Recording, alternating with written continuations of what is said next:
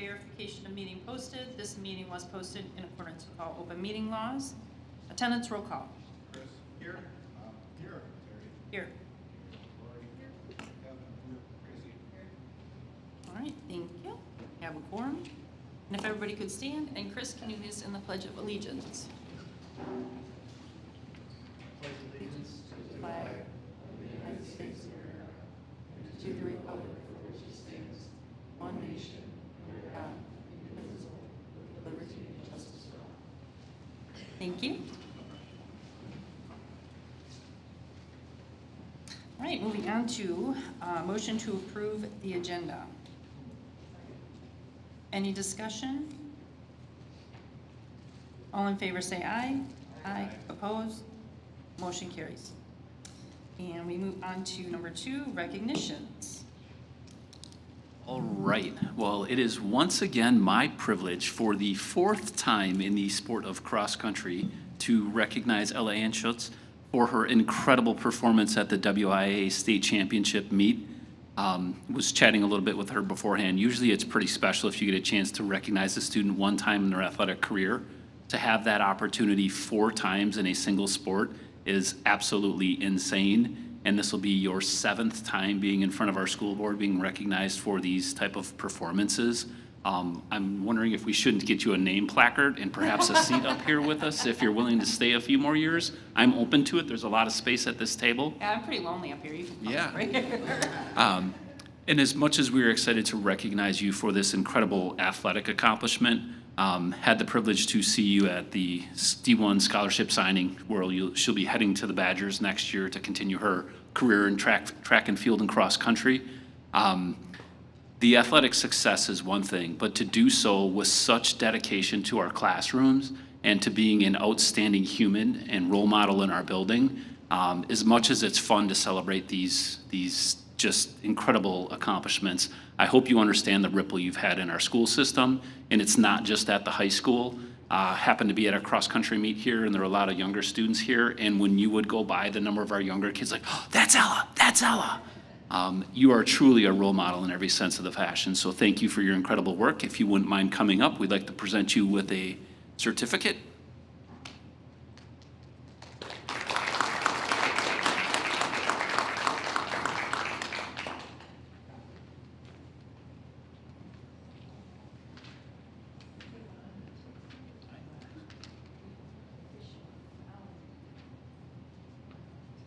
Certificate of Appreciation. Muskegon Norway School Board presents this certificate in grateful recognition of Ella Anschutz for her contribution to the Muskegon High School girls cross-country team, achieving the exceptionally high honor of placing second in the 2025 WIAA Division I Girls Cross Country State Championship.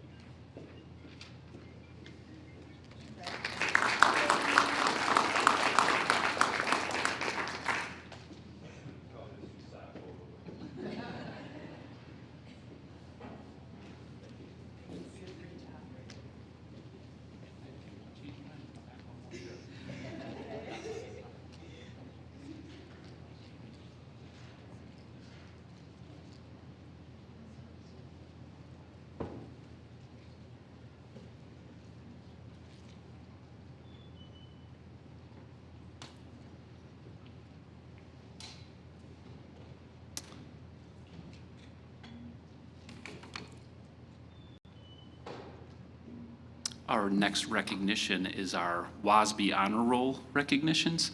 We had 2 companies that were not able to be in attendance last week, and I believe they're unable to, or excuse me, last month.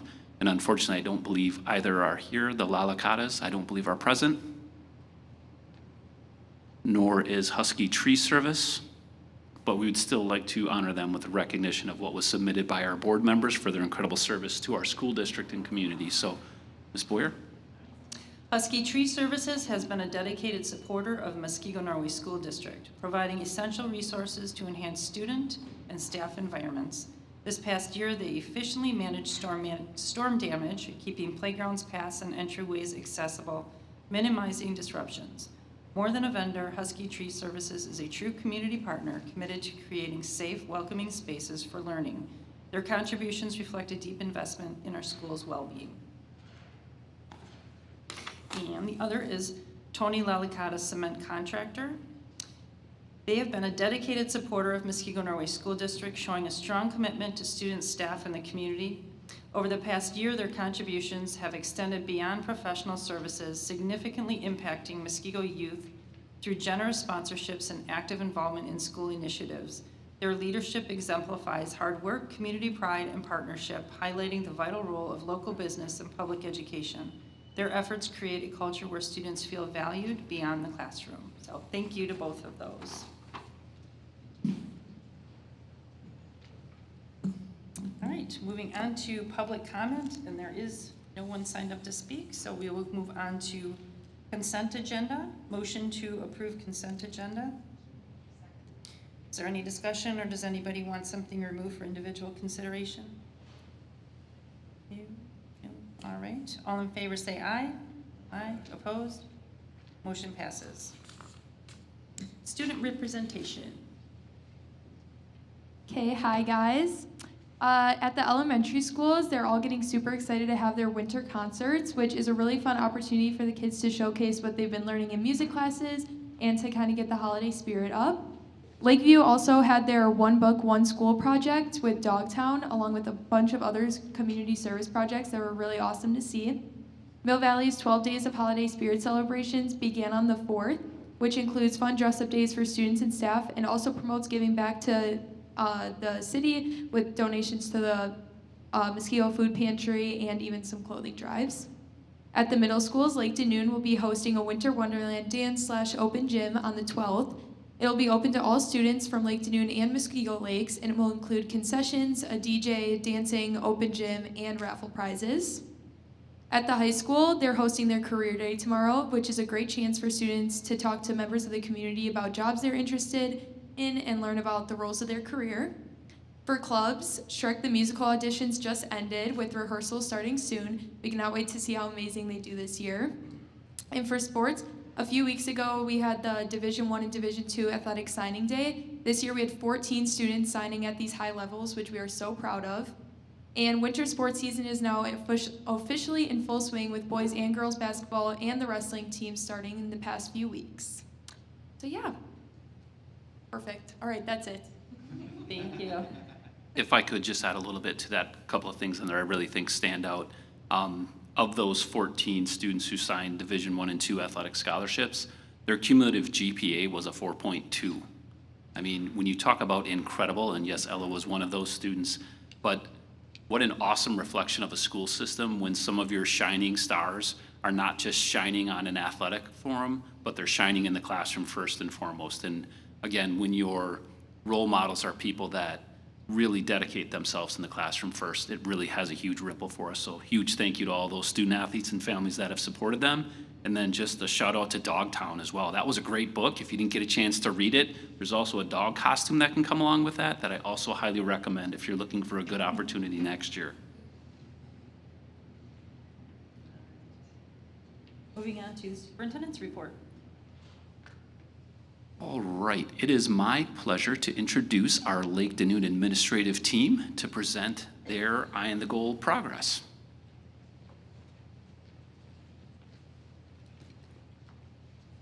I didn't know I was following Dogtown.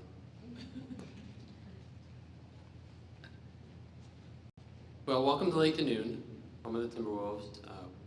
We really appreciate the opportunity on a yearly basis to share the great work that's happening here, not only for our staff, but our students as well. When considering what makes Lake Danoon special, it comes down to one thing, and it's really the people. Our commitment and belief in our students is at the center of everything that we do. It's a privilege to be able to work alongside our students. Simply put, middle school students are the best, and our middle schoolers are no exception. In the 4 years they spend with us, they learn and grow so much. During their time at Lake Danoon, our students find their voice and explore their interests. They shift from learning to read to reading to learn. They master higher order thinking. They develop greater self-management skills when it comes to studies. They become stronger advocates for their needs. If you've ever lived with a middle schooler, you know that they also test boundaries, which isn't always a bad thing. and they develop the skills needed to navigate complex relationships. Their experience in middle school is a shared experience. They work together, they learn from each other, and they cheer each other on. The talents of our students really extend beyond the classroom. It's during this time they have the opportunity to explore interests and passions, from art to choir to band to athletics and any of the other clubs that we offer. Our students shine in many ways. And while these opportunities are great for developing a skill or furthering an interest, it really is an opportunity for them to meet like-minded individuals and expand their social connections. This year, we're pleased to say that we offer 24 total sports and clubs here at Lake Danoon. Uh-oh. Here we go. All right, so on their journey, they strengthen bonds with existing friends and they make new friends along the way. Our Timberwolves are a big part of what makes our school special. We're proud to be a part of their story. And when they do exit our doors as 8th graders, we're not just sending off future high schoolers, we're sending off and launching confident, capable students ready to meet the challenges of their future. Our staff, simply said, they're amazing. Their singular focus each and every day is on our students, how we can support them as learners, and how we can come alongside them on their middle school journey. They embody our commitment as a district to continuous improvement. They believe strongly in the power of collaboration, knowing that together they can do so much more than any one individual.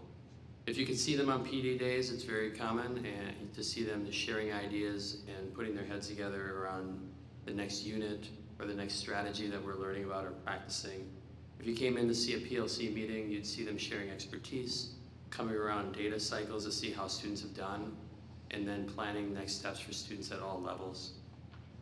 When departments meet or grade levels meet, you're going to see them aligning expectations and coming together to support students in whatever way possible. The impact of our staff extends beyond our classrooms. They're a part of many of our committees, from our Tier 1 and Tier 2 support team, to our academic and career planning team, to student recognition, building leadership team, PLC leads, and our newest committee that we're forming is our executive functioning committee. They engage in serious work on a daily basis, and yet they make sure to have fun along the way, never taking themselves too seriously. Our school celebrations would not be possible without the staff we have here at Lake Danoon. And that brings us to our PTO. They're fantastic.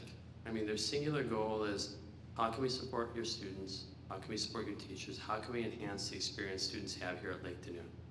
And what I really appreciate about this group is they navigate the challenge of working with middle schoolers. They don't want to be seen as elementary. Anything that happened at the elementary level, we can't touch. Color runs, not fun anymore, not cool. You know, so there's a lot of cool things that are done at the elementary level, and when you come here, suddenly it's like, nope. So they've been great about brainstorming and taking our ideas, and for the last 2 years now, we've run what we believe to be our signature fundraising event, which is our foam run. And at the heart of the foam run, yes, it's a fundraiser, but they wanted it first and foremost to just be a fun event for all students. Regardless of if they fundraise or not, we hold it during the day. It is an absolute blast. And along the way, they were really creative with incentives, pizza lunches, homework passes, wireless earbuds, Nike tennis shoes. They're trying to meet the students where they are, and it's really working. And they wrote me in, they said, hey, we want to set a goal as a building. If the students meet it, can they tape you to the wall? Absolutely. So you can see in a few photos, I was taped to the wall over a series of 4 lunch periods.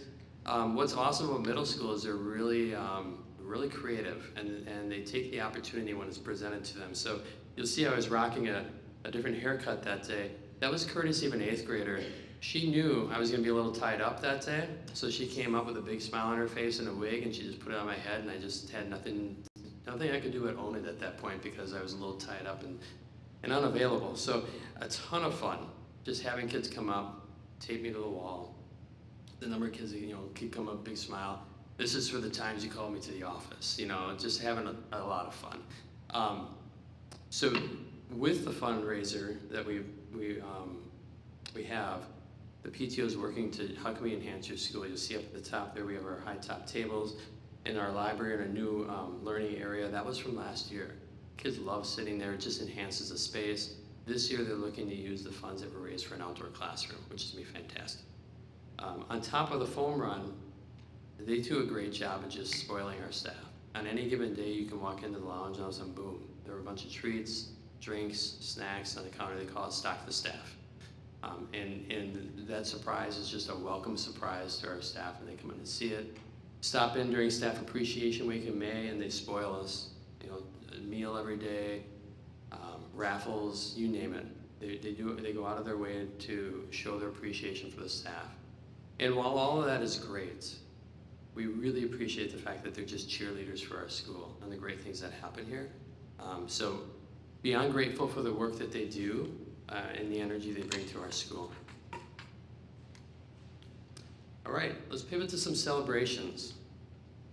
Our achievement remains high, and it's a strength for us. As measured by our recent state report card, we're number 16 in the state out of 345 public schools in achievement, and that puts us in the top 5% of schools in Wisconsin for achievement. Our math achievement remains high, very strong. 83% of our students last year were advanced or meeting on the forward, and that puts us at 5th in Waukesha County in achievement in math. Our reading achievement, you can see there in a bar graph, it continues to climb at a steady rate.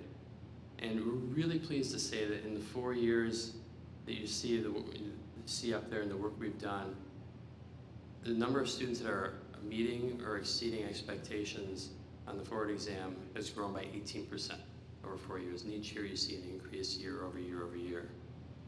All in all, the success that you see up there in regards to our achievement is a result of our teachers. The hard work they do to refine our PLC cycles and delivery of instruction. They've really dug in to improve what we do for our students, and it's showing in achievement.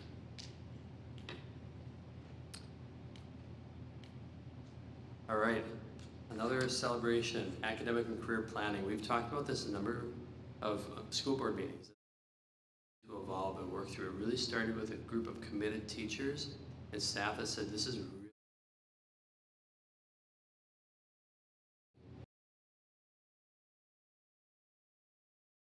of let's go ahead and have ACP lesson or ACP advisors. Let's build a portfolio. And it's a sandbox. How the lessons laid out, and we refined it. And last year was year 2. And at the end of year 2, we had our spring ACP conferences.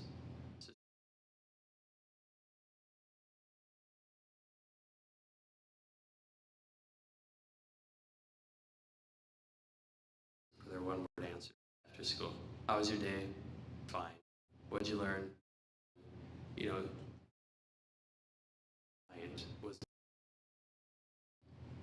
I had no idea my daughter had aspirations to go into healthcare. Wow.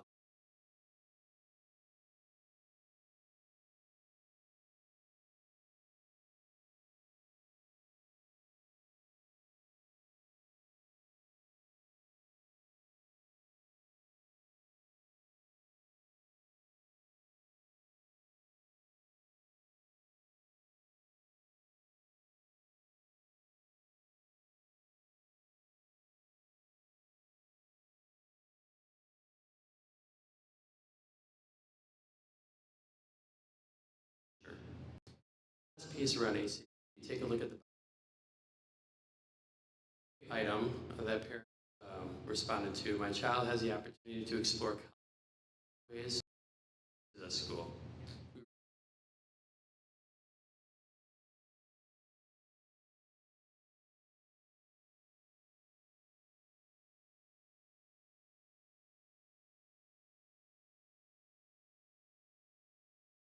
It was the hard work of the teams that put the students did, and that learning led to a deep by our parents. So I'm really excited to see where we go with this. ACP has gone. A lot of people weren't aware of it, to something that's front and center in our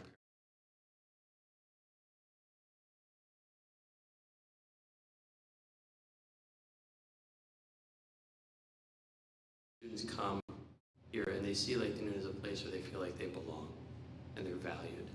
So the idea that I have at least one friend at school, 4.72, 1 year to the next. It's a celebration. Students have meaningful connections with their parents and their feeling of acceptance. That you're willing to take risks in the classroom. When you're willing to take risks in the classroom, that's when you really achieve. That's a huge celebration. The other two I want to highlight, my teachers challenged me to think, and learning is important at my school. Both of them highlight the understanding students have that we have high expectations for them. And high expectations communicate to students that you belong here, you're capable of the work putting in front of you, and your effort matters.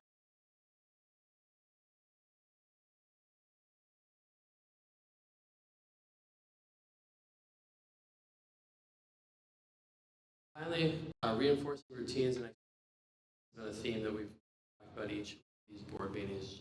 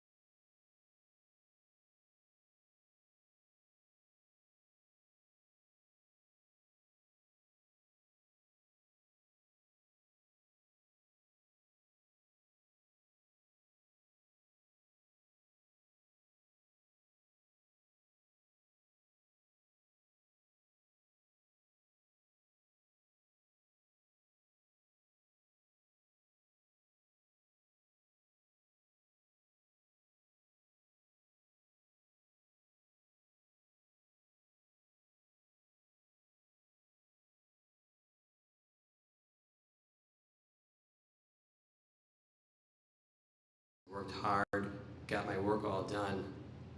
Oh, those comments over time start to create a real force around my teachers do care about me. And what happens naturally is relationships strengthen. And when relationships strengthen, we're more likely to follow routines and expectations. So it's really been a helpful tool to help our students. Now you'll see that 74% of our students, those are students that exited Tier 2 success.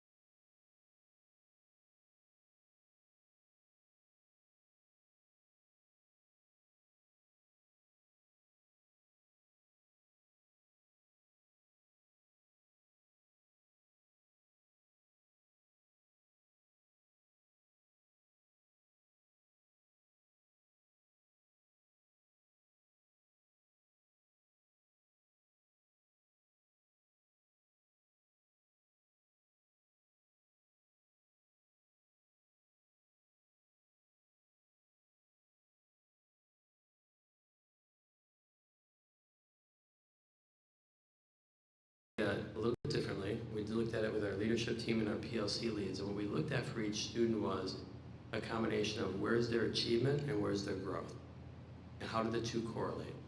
Because the two do tell a story, and when we can look at the two, we can get an idea of what's at play for those students and what are our next steps. So the data that we looked at with those two teams, we brought to our PLCs on our last PD day.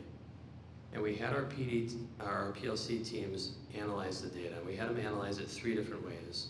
The first way they analyzed data was they took a look at the data for their students last year. Why look backwards? It's important to look back to get a sense of what was the impact of your work. If I look back with my PLC and our students grew at an accelerated rate, the strategies we used last year had an impact. And we need to continue those strategies forward, and we also need to share them out because they can have an impact on other PLCs that are still working to improve growth. The other piece is we might look at data and realize that our team didn't move students as much as we had hoped. So what are some strategies we need to refine or potentially end and start? And then what are our new strategies to start at? So taking a look back is important before looking forward. Along with looking back at students that we worked with last year, we took a look at how did other PLCs in our building perform last year? We have PLCs that are showing accelerated growth. And we have individuals that are doing that too, right within our building. So we have expertise in our building. And other PLCs were able to see that and then action plan around that. Who are some teams that you want to talk to next? What are you going to ask them? Who are the individuals you want to seek out? Do you want to go see them in their classroom? What questions do you have for them? So really pushing teams to let's share expertise. That's what our tight PLCs do, but let's think about it much bigger as a PLC as a building. So leveraging the expertise within the building, the people that are getting results. And then finally, our teams took a look at the students that are in front of them now. So if I was a teacher in a literacy or math class, I would have looked at my current students. Who are the students who had high achievement and high growth last year?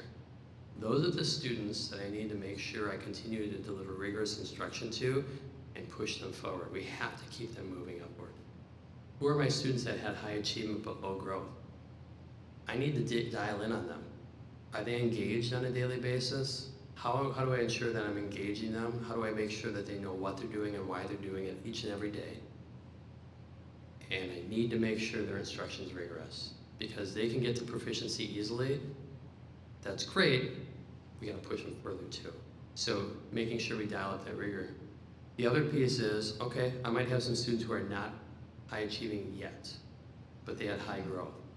Those are students last year that started closing the gap for themselves. They're not proficient yet, but they're on the road.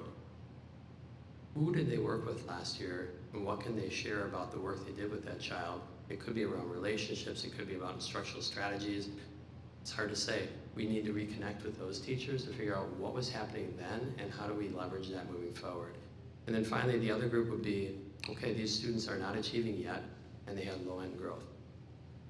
A couple things we need to really look at. With each and every day and each and every skill we work with, what are some of the prerequisite skills they might need? What are the misconceptions they might have? Be really targeted in filling those gaps and also giving them instruction at tier 1 with rigor. If we can close gaps, clear up misconceptions while still providing instruction at grade level with rigor, we can move them either up into that range where they're not proficient yet, but they're showing high growth, or they're proficient and showing high growth. So there's a pathway. And what was great about that last piece where we're looking at students, student by student, and what groups they fall into, that was our leadership team.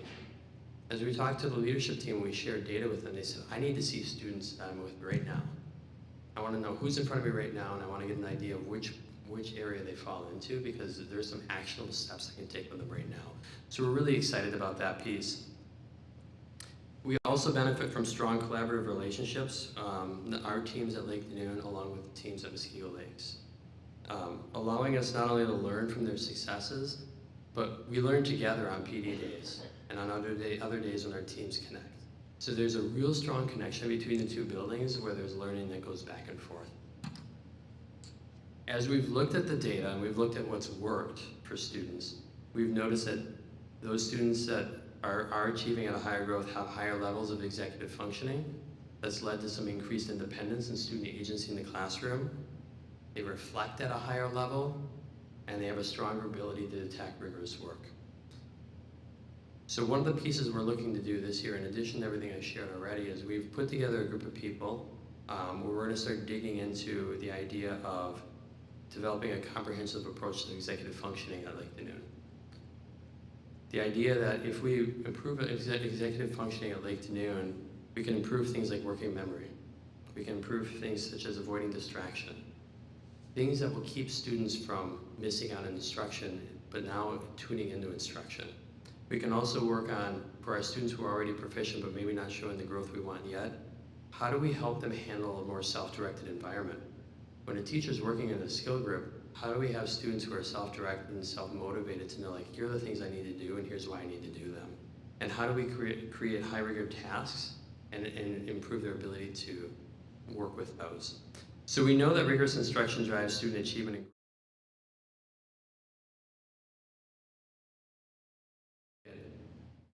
Rigorous is our daily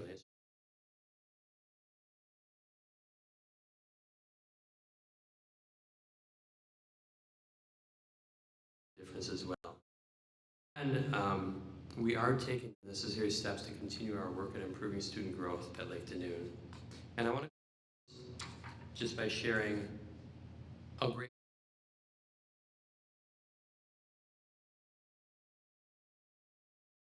willing always and ready to do whatever energy and advocacy coming here.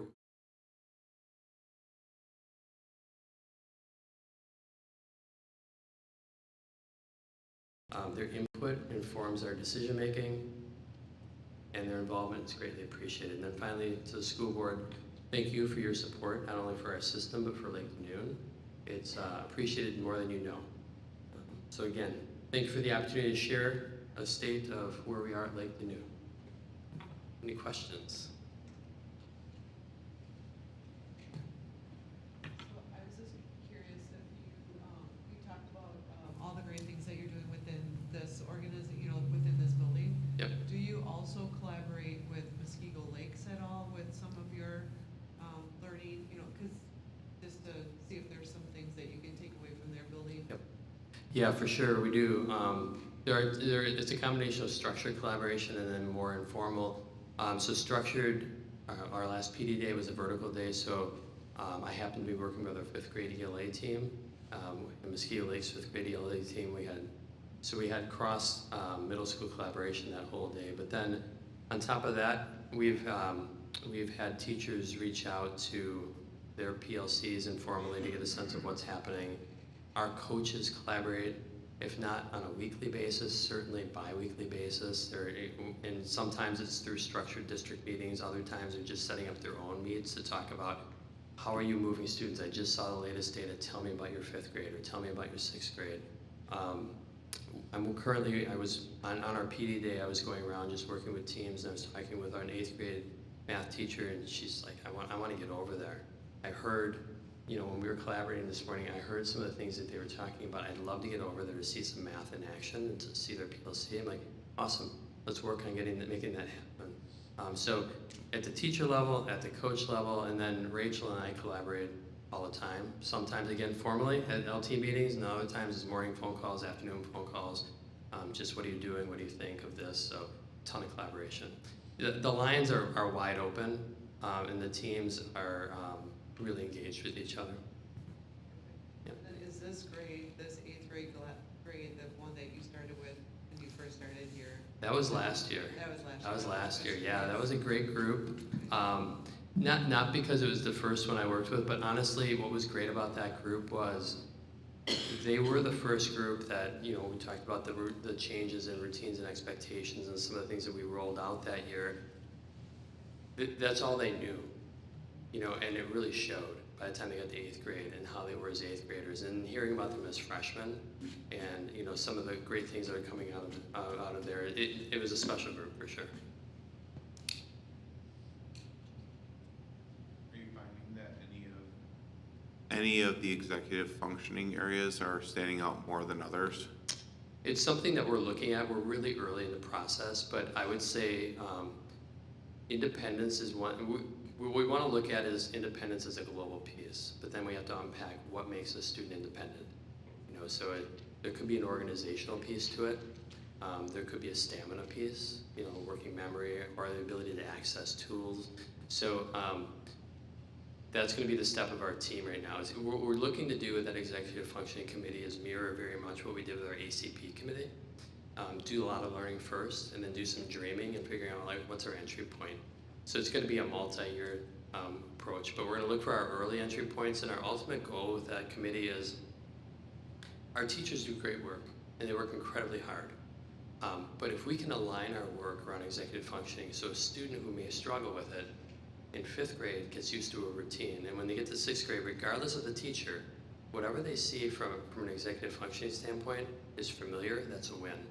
Now, what it looks like in 5th grade to 8th grade will be different, but there should be some connective tissue between each grade where that next change is like, okay, this makes sense, versus like, okay, now I have this teacher and I have to come learn a whole complete system. So we don't have something yet, but we're excited to dig in. We're really excited about the potential, and the staff is excited about it. Okay.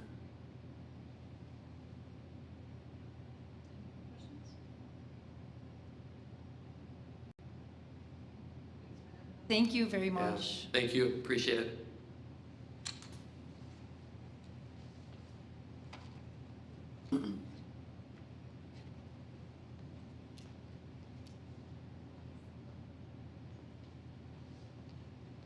Thank you very much to the Lake Danube administrative team. And Chad, I really appreciate the number of times you express gratitude to your staff.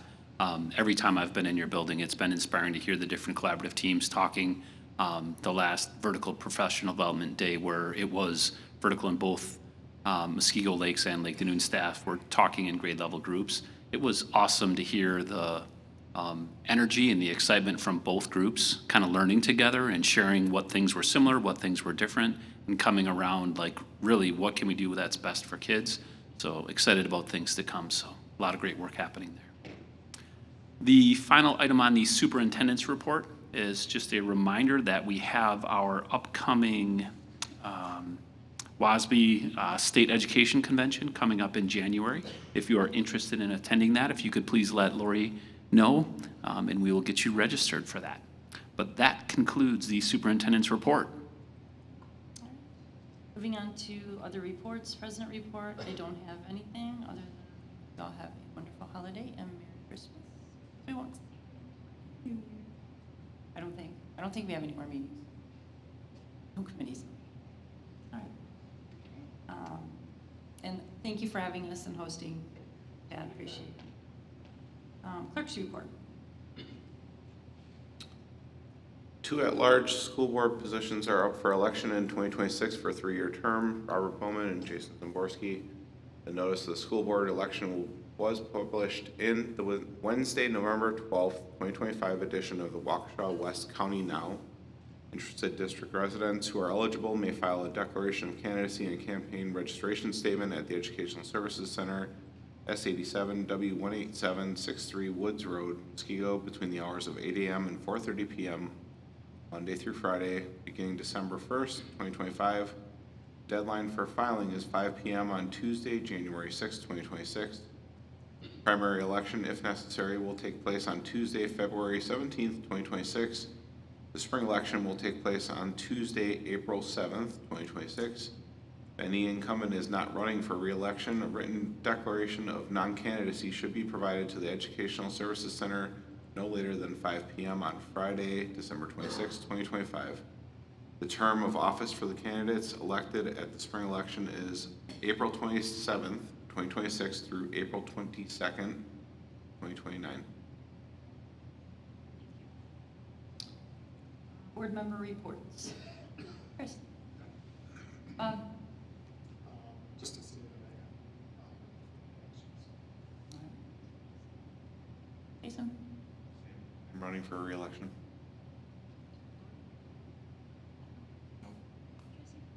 Yeah, I just got back from Colorado Springs for the ASA conference for CISA 1. So I'll be putting together a PowerPoint presentation so that you guys can see all the different things I learned while I was there. Just haven't gotten to it yet, since we just got back on Friday. It was lovely. Committee reports. Educational Services Committee. Services Committee did meet this evening prior to this meeting and reviewed some of the great work that our school teachers and staff teams are doing around social studies, ELA, art, and business. We also will be bringing forward, actually, we have this as part of the, never mind.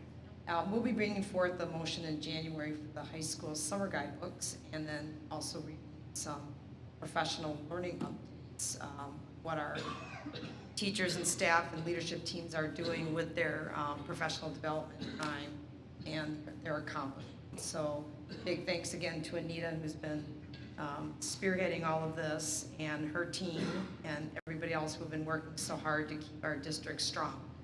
So thank you. No report for policy or business. All right. Moving on to resolution action items. Gifts, grants, and bequests. Motion to approve with thanks the following donations as presented. Muskego High School Girls Soccer, $1,570 from Muskego Warriors Soccer Booster Club for soccer field bench enclosure repair.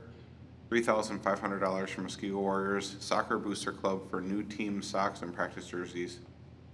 For the Muskego High School Choirs, $100 from John Baumgardner, $872.50 from Friends of Muskego High School Music Makers for the All-State Scholarship recipient, $2,595.75 from Friends of Muskego High School Music Makers for the choir t-shirts. For Muskego High School Cross Country, $1,008.34 from Nick and Allison Anshoes. Muskego High School Robotics, $1,000 from Generac Foundation. Muskego High School Skills USA, $700 from Soccer Sports Floors. $100 Menards gift card from, and a Milwaukee M18 nail gun and battery valued at $600 from IKM Building Solutions. Muskego High School football, $1,000 from the Green Bay Packers. Muskego High School Ice Force Boys Hockey Co-op, $6,726.55 from Blue Line Club Ice Force Hockey to support alternative jerseys, socks, team travel jackets, and pants. And finally, Baylane Elementary School received $265 from Patrick Quinn via Costco Workplace Giving Campaign managed by Front Street.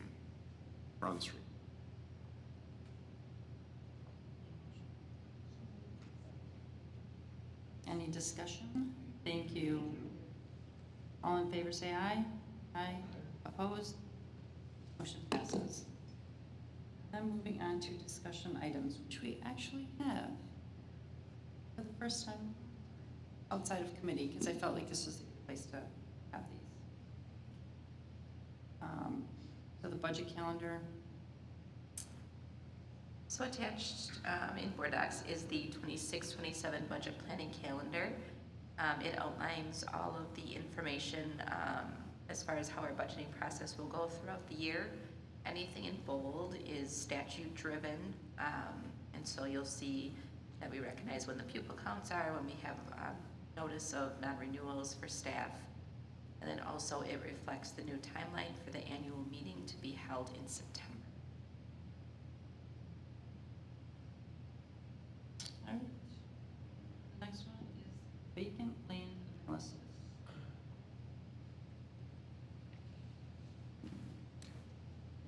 Hi. We have two properties, one at Muskego Lakes that was purchased in 2017.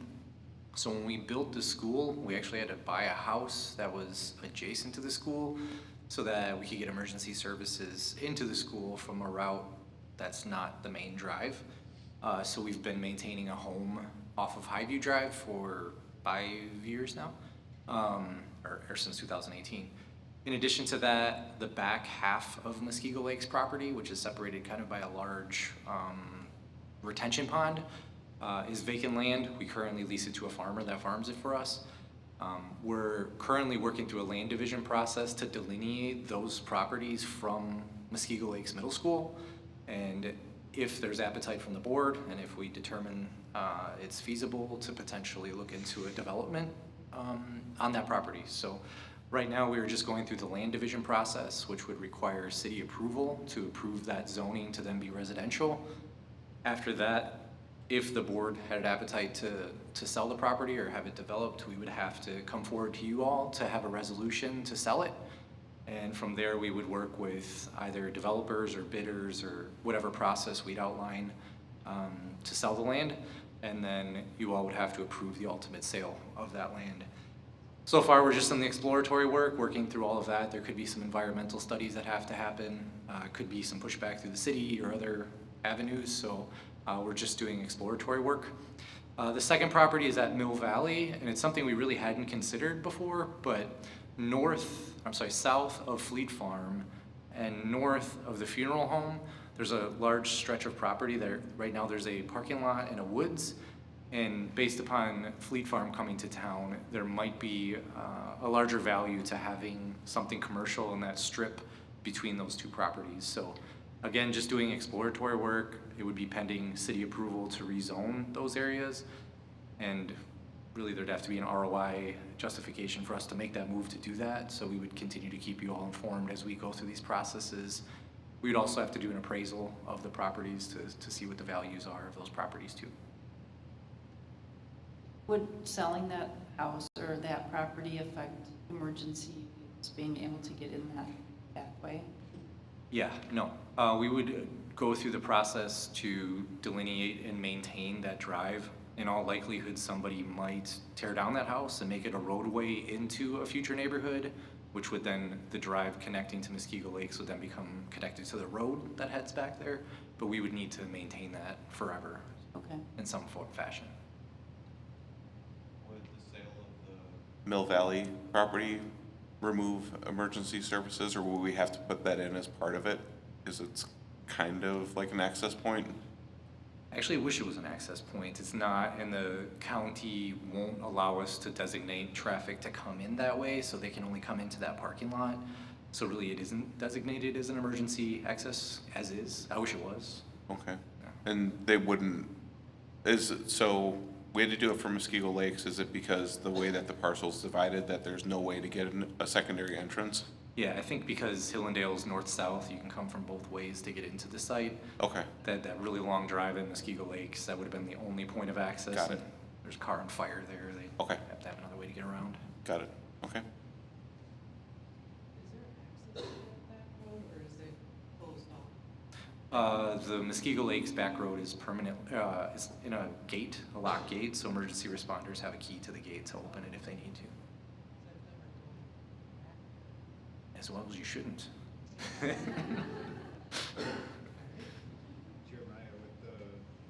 With the property at Mill Valley, how would that affect the baseball field related to there? Because I know we rent it out.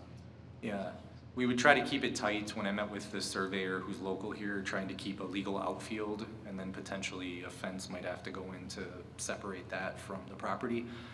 On the surface, it looks small, but it's actually a fairly large swath of property between Racine Avenue and that baseball field, so we would try to maintain an outfield there. You actually have a fence on that baseball? Oh yeah, sure, yeah. If somebody wants to purchase one. Any other questions? All right, thank you. Moving on to number 11, you'll find your follow-up there. And number 12, motion to adjourn. All in favor say aye. We are adjourned.